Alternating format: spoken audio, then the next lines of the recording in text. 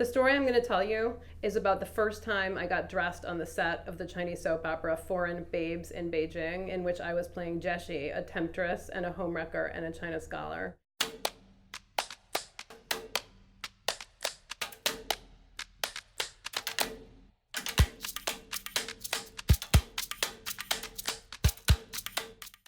I ended up, without talent or qualification, starring in a Chinese soap opera in my 20s in Beijing.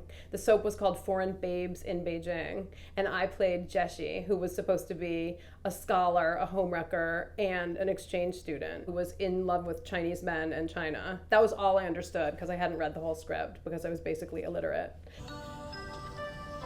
我不傻，可我是结了婚的男人。 这并不妨碍我爱你。我不想破坏你的婚姻，我可以做你的情人。 And the first time the costumers dressed me, they put me in 2 fur coats, which they had sewn together so that they had an especially long train and dragged behind me, apparently glamorously. And they had sprayed my hair into a giant nest and covered me with rhinestone jewels.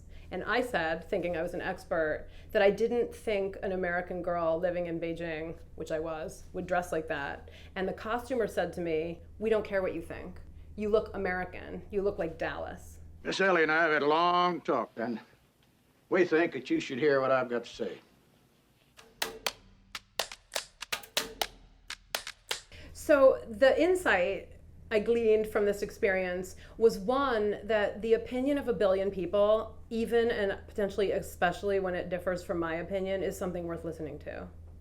And the ideas that my Chinese friends held about America were as important as my ideas about America.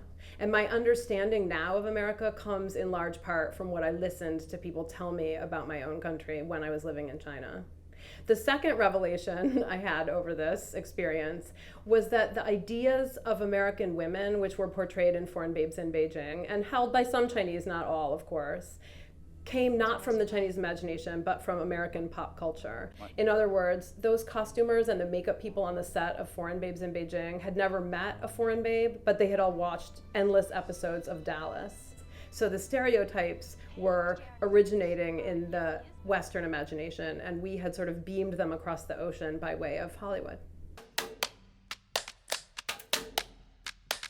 All of my work as a writer and a professor comes out of the years I spent in China. I write about sameness and difference. I write about how people talk to each other and betray each other and forgive each other across whatever divides threaten to prevent us from communicating. And I learned that on the set of Foreign Babes in Beijing, for which I'm really grateful. And so in my most recent book, it's a historical novel set in Shanghai in the 1940s. I question how the Jewish refugees who survived World War II in Japanese-occupied Shanghai talked to their Chinese neighbors, and how the Chinese citizens living in their own war-torn context then welcomed refugees.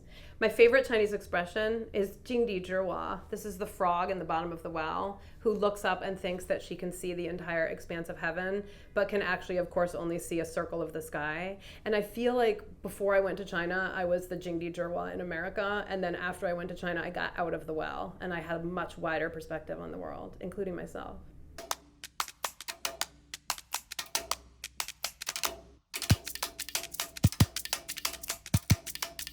Poetry. Sorry, prose.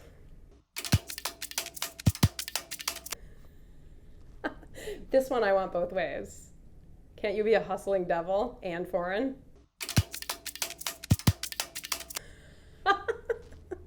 That you'll have to investigate with my 15-year-old daughter. I can't possibly answer that without being mocked endlessly by my teenager.